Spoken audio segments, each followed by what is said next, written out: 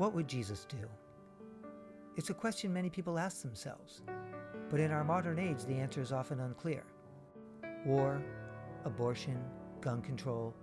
Wouldn't it be easier if we had a direct pipeline to the man himself? Now we do. We caught up with Jesus in his Los Angeles apartment and asked some hard-hitting questions in an ongoing segment we're calling Chatting with Jesus. Oh, we ready? Good?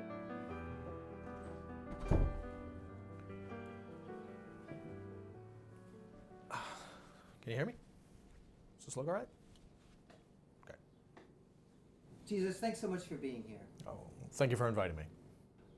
Let's just jump right in with a hot topic. People want to know, why is it that your father hates homosexuality? Let me just stop you right there. I want to set the record straight that my father does not hate homosexuals. Now, it's true that things were written a long time ago that were a bit inflammatory. But the guy who wrote Leviticus may have done a thing or two in his youth that he wasn't too proud of, and may have been trying to cover up the fact by making the punishment not quite fit the crime. And I also like to make clear that it's not a crime. Now, if you're familiar with that particular book of the Bible, the punishment for eating shellfish was death. We don't go around judging people for ordering a shrimp cocktail, so there's a little wiggle room in that rule. Now, the question became, what do we do with the people who were already sent down to hell?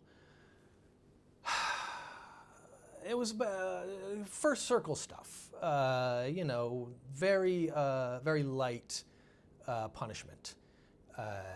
It turns out that was Satan's plan, because he knew that bringing the gays down would bring in business, raise property values. They cleaned up the place very nicely, and I have to say that I bought a little piece of property down there, and my neighbors are Leonardo da Vinci and Keith Richards. Keith Richards isn't dead. That's true. I misspoke. There was some sort of deal made, and he has visitation. You know what? I should just let Keith explain it to you. It's best it doesn't come from me. So how did your father's opinion on this issue begin to evolve? It really became a question of logistics. And there came a time when myself, Archangel Michael, and St. Peter decided to correct what we felt was an injustice. So we started inviting the people of the first circle into heaven.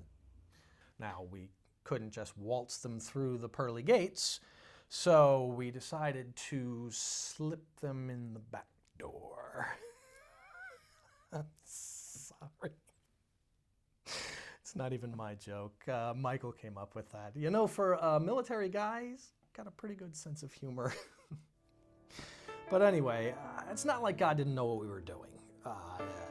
You can't pull the wool over God's eyes.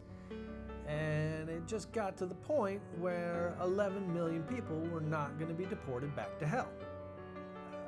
It just can't be done. It's not practical. And frankly, they have every right to be there. And I think God realized that. So he decided to make heaven a more inclusive place and got rid of the gates entirely. So now heaven is open to everyone. Except Methodists.